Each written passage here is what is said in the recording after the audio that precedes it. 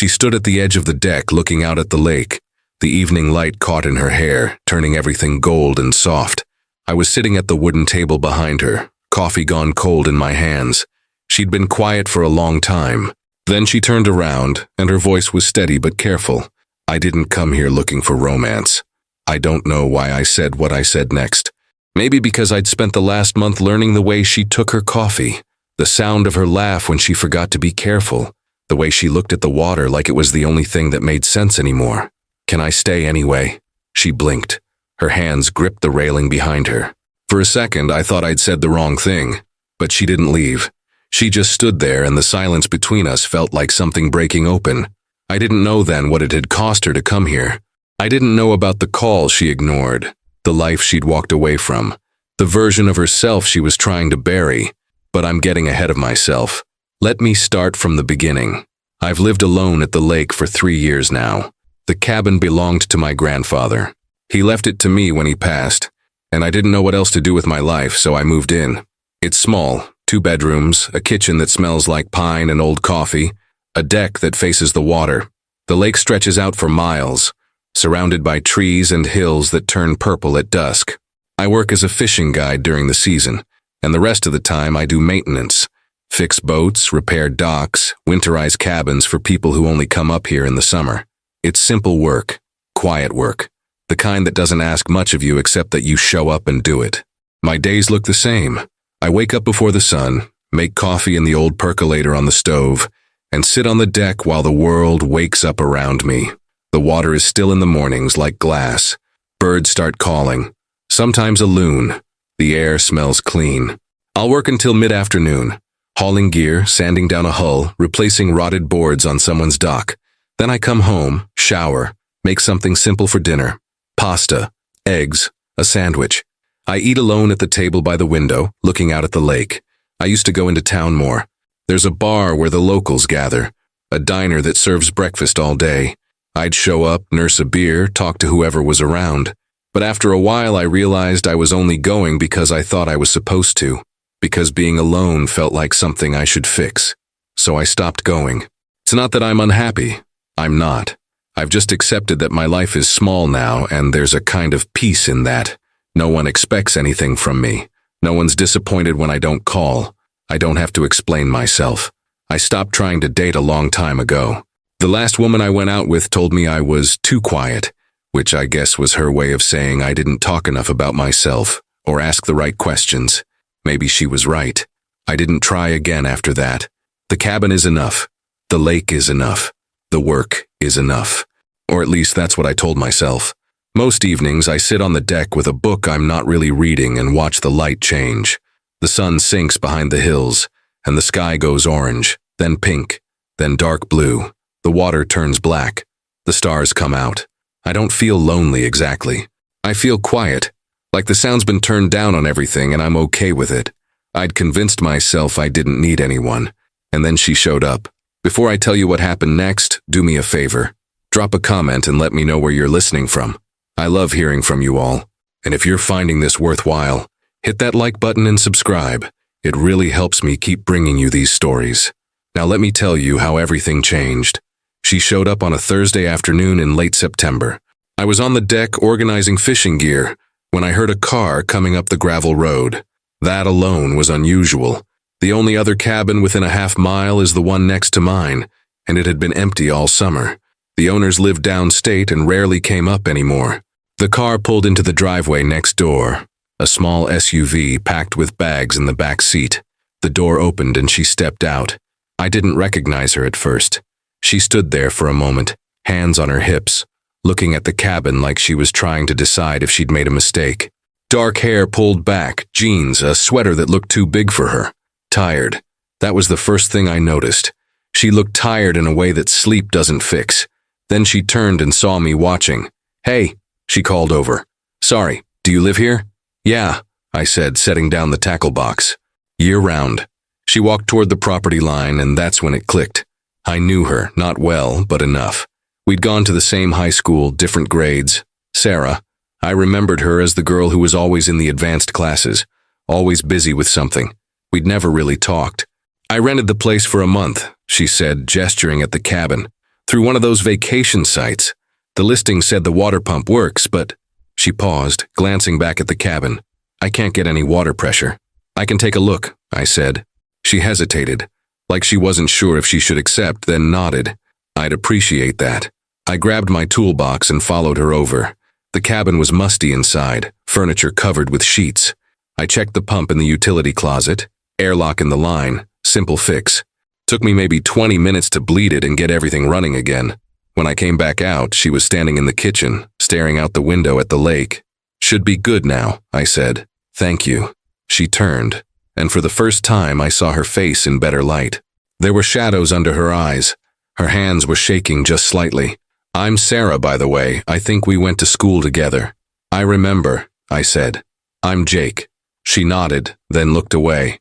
I needed to get away for a while. From the city. From everything.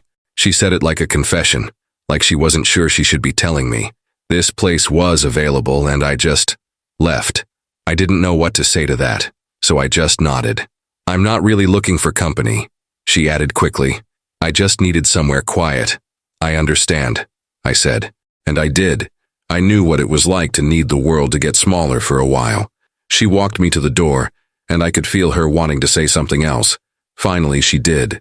If I need help with anything else, would it be okay to ask? Anytime, I said. She gave me a small, careful smile. Thank you. I walked back to my cabin, but I kept thinking about her, about the way her hands shook, about the careful way she'd said, I needed to get away, like she was barely holding something together. Something in her was broken, and I recognized it, because I'd spent the last 3 years trying to convince myself I wasn't. The first week, I barely saw her. I'd catch glimpses in the morning, her sitting on her deck with a mug of something wrapped in a blanket, staring at the lake. She'd wave if she saw me, but she didn't come over. I didn't push. I remembered what she'd said about not looking for company. But on the 5th day, she knocked on my door around noon. Hey, she said, I'm sorry to bother you, but the deck boards on the backside are loose. I'm worried I'm going to step through one. I'll come take a look, I said. The boards weren't just loose, they were rotted through in places. I told her I'd need to replace a few of them, and she asked what she owed me. I told her not to worry about it. Fixing things was what I did anyway. I spent the afternoon tearing out the bad boards and fitting new ones. She came out a few times, brought me water, asked if I needed anything. We didn't talk much, but it wasn't uncomfortable. She seemed a little less guarded than before. When I finished, she insisted on making me dinner. You don't have to do that, I said. I know, she said, but I want to. So I stayed. She made pasta, nothing fancy, just olive oil and garlic and some vegetables she'd picked up in town. We ate at her kitchen table, and the conversation was careful at first. She asked about the lake, about how long I'd been here. I asked about the city, about what she did for work. Marketing, she said, poking at her food. Corporate marketing. Big campaigns, tight deadlines, 60-hour weeks. She paused. I was good at it, or at least everyone told me I was. You was? I asked. She set her fork down. I burned out, completely. I kept pushing through because I thought that's what you're supposed to do, right? Just keep going. But then one day I woke up and I couldn't. I just couldn't. I didn't say anything. I just listened. My family thinks I'm being dramatic, she continued. My ex-boyfriend thinks I'm throwing my career away. Maybe they're right, but I couldn't stay there anymore. You don't owe anyone an explanation, I said. She looked at me, surprised. Then something in her face softened. Thank you for saying that. After that night, things shifted. She started coming over in the mornings. I'd be on my deck with coffee, and she'd walk over with her own mug and sit in the chair across from me. We didn't always talk. Sometimes we'd just sit there watching the water, listening to the birds. One morning, about a week and a half in, I asked if she wanted to go fishing.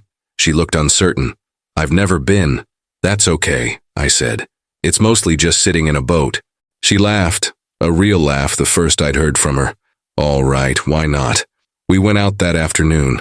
I took her to a spot on the north side of the lake where the water's deep and the fish hide in the shade of the trees. I showed her how to cast, how to feel for the bite. She wasn't very good at it, but she didn't seem to care. We spent 3 hours out there, barely talking. Just the sound of the water, the line pulling, the occasional splash. At one point, she closed her eyes and tilted her face toward the sun. "This is the first time I've felt okay in months," she said quietly. I didn't know what to say to that, so I just nodded. When we got back, she helped me clean the fish we'd caught, even though she had no idea what she was doing. I cooked them for dinner, and we ate on my deck as the sun set. "I could get used to this," she said, almost to herself. By the third week, we'd fallen into a rhythm. We'd have coffee together in the mornings. Some days I'd work and she'd come along, helping me sand a boat hull or repaint a dock. She was stronger than she looked, and she didn't complain about the work. I think she liked having something physical to do, something with her hands. Other days, we'd take the canoe out or walk the trails around the lake. She started opening up more. She told me about her job, how they'd pile more and more on her plate, how she'd stopped sleeping, stopped eating right, stopped seeing her friends, how she'd become someone she didn't recognize. "I was so focused on being successful that I forgot to check if I was happy," she said one afternoon as we walked along the shore. And by the time I realized I wasn't, I didn't know how to stop. "What about your ex?" I asked carefully. Her jaw tightened. He didn't help. Every time I tried to talk about how I was feeling, he'd say I was being too sensitive or that I just needed to push through. He wanted the version of me that had it all together. When I started falling apart, he didn't know what to do with me. "That's not love," I said. She stopped walking and looked at me. "No," she said quietly. "It wasn't." We kept walking. One evening after dinner at my place, she helped me with the dishes. I washed, she dried. It was simple, domestic, comfortable. When we finished, she leaned against the counter and looked at me. "Can I ask you something?" "Sure," I said. "Why did you stay here? At the lake, I mean. You could do anything, go anywhere." I thought about it. I got tired of trying to be what other people wanted. Out here, I don't have to be anything. I can just exist. She nodded slowly. "That's what I'm trying to figure out. How to just exist without apologizing for it." "You're doing better than you think," I said. She smiled, but there was something sad in it. By the fourth week, I realized I looked forward to seeing her every day. I'd wake up wondering if she'd come over for coffee. I'd notice when her light was on at night. I started keeping better food in the house in case she stayed for dinner. One night, after we'd eaten and cleaned up, we sat on my deck with blankets. The air was getting colder, October settling in. The stars were out, bright and sharp. "I didn't come here looking for romance," she said suddenly. I turned to look at her. She was staring at the lake, her hands wrapped around her mug. "I know," I said. "I came here to hide, to figure myself out, to stop feeling like I was drowning." She paused. "But being here with you, it doesn't feel like hiding anymore." My chest tightened. "What does it feel like?" She finally looked at me. "Like I can breathe again." I didn't know what to say. I wanted to reach for her hand, but I didn't. I just held her gaze. "Can I stay anyway?" I asked, my voice quiet. She blinked, confused. "What?" "You said you didn't come here looking for romance," I said. "I'm asking if I can stay anyway, even if that's not what this is, even if you're still figuring things out." Her eyes filled with tears. She looked away quickly, wiping at her face. "I don't know what I'm doing," she whispered. "That's okay," I said. "Neither do I." She laughed, shaky and small. Then she reached over and took my hand. We sat there like that for a long time, not saying anything, just holding on. And for the first time in years, I didn't feel like I was just existing. I felt like I was living. The call came 3 days later. We were having breakfast on my deck when her phone rang. She glanced at the screen and her whole body went rigid. "I need to take this," she said, standing up quickly. She walked down toward the water, phone pressed to her ear. I couldn't hear what she was saying, but I could see her posture, shoulders hunched, one arm wrapped around herself. The conversation lasted maybe 5 minutes. When she came back, her face was pale. "Everything okay?" I asked. "My ex," she said, sitting back down. "He wants to talk." I waited. "He says I've been hiding long enough and that we need to have a real conversation about our future." She laughed, but there was no humor in it. "We broke up 4 months ago. I told him I needed space. He acts like I never said anything." "You don't owe him a conversation," I said. "I know." She stared at her coffee. "But he's not going to stop calling." Over the next few days, the calls kept coming. Sometimes she'd answer, sometimes she wouldn't. Either way, they left her shaken. She'd go quiet for hours afterward, retreat into herself. I'd see her sitting on her deck alone, staring at nothing. I gave her space, but I stayed close. Then, on Saturday morning, a car pulled up next to her cabin. I was splitting firewood when I heard it. I looked up and saw a man get out. Tall, clean-cut, wearing an expensive jacket that didn't belong out here. He knocked on her door. Sarah opened it. Even from my yard, I could see her stiffen. I set down the axe and walked over, stopping at the edge of her property. I didn't want to intrude, but I also wasn't going to leave her alone with someone who made her look like that. "What are you doing here, Derek?" she was saying. "You stopped answering my calls," he said, his voice smooth but firm. "So I came to talk in person." I didn't stop answering. "I told you I needed space." "For a month, Sarah. You've been gone for a month. At some point, this stops being taking space and starts being running away." She crossed her arms. "Maybe I am running away.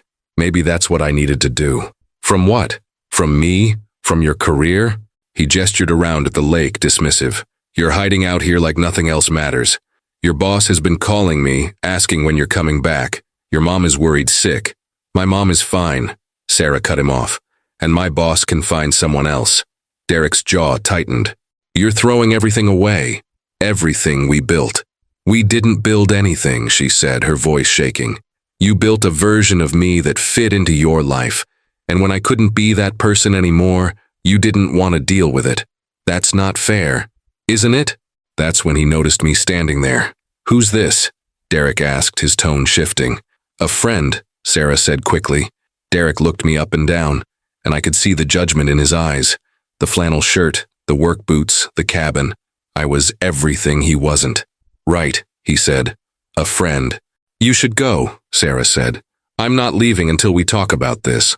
"There's nothing to talk about." Her voice was firmer now. "I'm not coming back, Derek.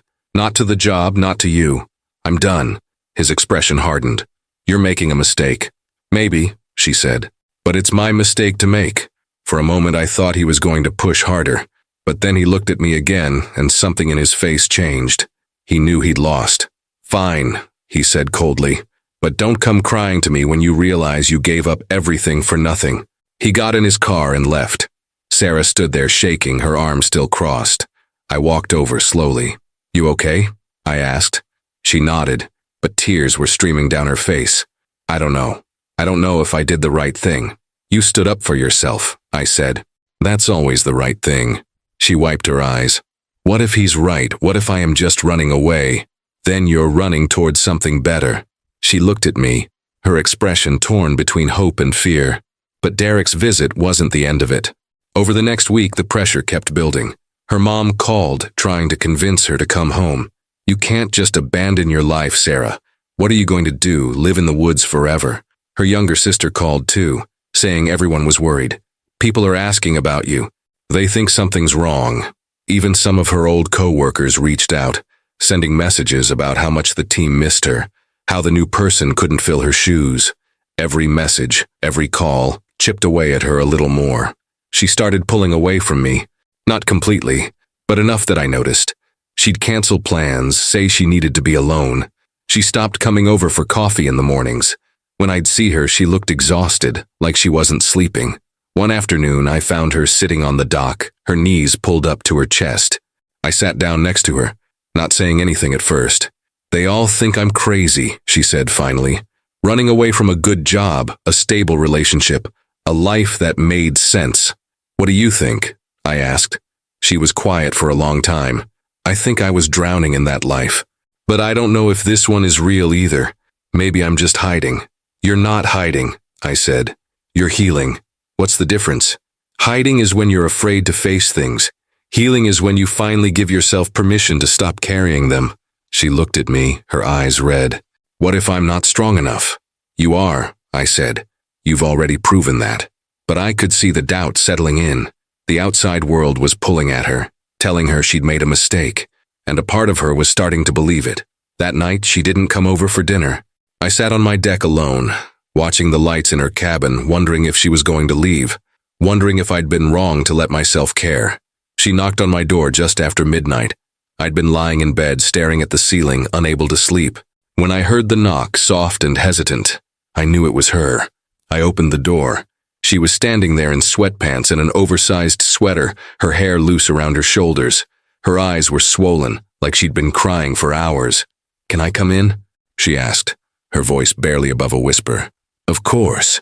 She walked past me into the living room and stood there for a moment like she didn't know what to do with herself. I closed the door and waited. "He left," she said finally. "Derek, he's gone. But everyone else, they won't stop. My mom called again tonight. She said I'm being selfish, that I'm throwing my life away for some fantasy of peace that doesn't exist." She laughed bitterly. "Maybe she's right. Sarah, I booked a flight," she said, cutting me off.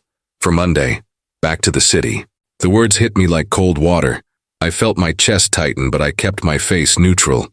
"Is that what you want?" "I don't know what I want anymore." She pressed her hands to her face. "I thought coming here would fix things, that I'd figure myself out, find some clarity. But all I've done is run away from my problems. And now everyone's telling me I need to go back and face them like an adult. And you think going back is facing them? What else am I supposed to do?" Her voice cracked. "I can't stay here forever, Jake. This isn't real life. Real life is bills and responsibilities and showing up even when you don't want to. Real life is miserable?" I said quietly. "Is that what real life is supposed to be?" She stared at me, tears streaming down her face. "You keep saying this isn't real," I continued. "But you're happier here than you've been in years. You sleep through the night, you laugh, you don't flinch every time your phone rings. That sounds pretty real to me. But it's not sustainable," she said desperately. "I can't just live in a cabin by a lake and pretend the rest of the world doesn't exist.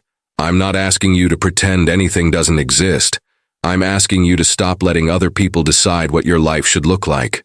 She shook her head, wrapping her arms around herself. "You don't understand. Everyone thinks I'm making a mistake. My family, my friends, people who've known me my whole life. What if they're right? What if I'm just being weak?" I stepped closer. "Leaving a life that was killing you isn't weak. It's the bravest thing you could have done. Then why does it feel like I'm failing?"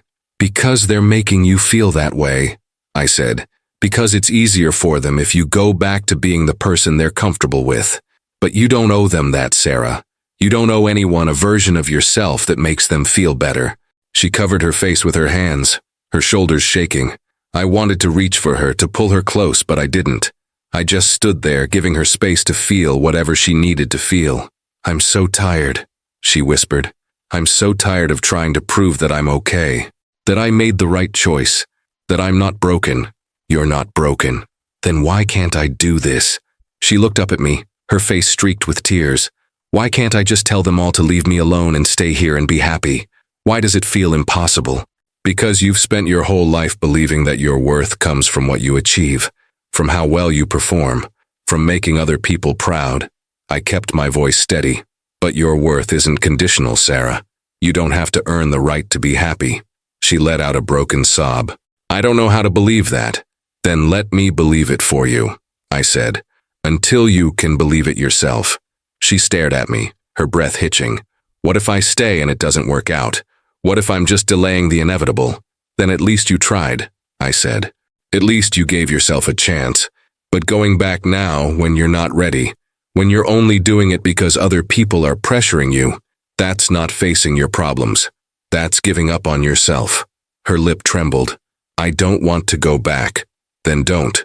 "But what if—" "Sarah," I stepped closer, close enough that I could see the exhaustion in her eyes, the fear, the desperate hope she was trying so hard to bury. "You don't have to have it all figured out. You don't have to know what the rest of your life looks like. You just have to know what you need right now. And if what you need is more time, more space, more quiet, then take it. You're allowed. What about my job, my apartment, my— None of that matters if you're not okay." My voice was firm now. "None of it. You can find another job. You can figure out the apartment. But you can't get this time back. You can't undo the damage if you go back before you're ready." She was crying harder now, but something in her face was shifting. The resistance, the guilt, the fear. It was cracking open. "I'm scared," she whispered. "I know. I'm scared that if I stay, I'm proving them right. That I'm weak, that I can't handle real life, that I'm just running away. And I'm telling you that staying is the strongest thing you can do," I said, "because it means you're choosing yourself, even when it's hard, Even when everyone's telling you you're wrong. She closed her eyes, fresh tears slipping down her cheeks. I don't know if I can do this alone. You're not alone. She opened her eyes and looked at me, really looked at me. You'd want me to stay. I'm not going anywhere, I said. Whether you stay or go, but yeah, I want you to stay. Her breath caught. For a long moment, she just stood there, trembling, trying to hold herself together. Then finally she whispered, Okay, I'll cancel the flight. She wiped her face with shaking hands. I'll stay, at least for a while longer. The relief that flooded through me was overwhelming, but I kept it contained. You're sure? She nodded, her voice steadier now. I'm sure. I'm not ready to go back. I'm not ready to be that person again. Maybe I never will be, but I need to stop apologizing for it. Good, I said softly. She looked at me, and for the first time in days there was something like peace in her expression. Thank you, for not trying to convince me either way, for just staying. That's all I know how to do, I said. She laughed, small and watery, and then she stepped forward and wrapped her arms around me. I held her while she cried, not the desperate, broken crying from before, but something softer, something that felt like release. I'm still scared, she murmured against my chest. That's okay, I said. We'll figure it out. She pulled back slightly, looking up at me. We? I nodded. If you want. She smiled, tired, tentative, but real. Yeah, I want that. We stood there in the quiet of my living room, the weight of the decision settling around us. She wasn't running anymore. She wasn't hiding. She was choosing, and that made all the difference. 6 months later, the lake was frozen. I stood on the deck, coffee steaming in the cold air, watching the early morning light spread across the ice. The world was quiet in that particular way winter makes it, hushed still, like everything's holding its breath. The door opened behind me and Sarah stepped out, wrapped in one of my flannels over her sweater.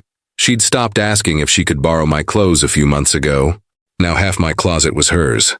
It's freezing out here, she said, but she came and stood next to me anyway. Could go inside, I offered. Nah. She took a sip of her coffee. I like it.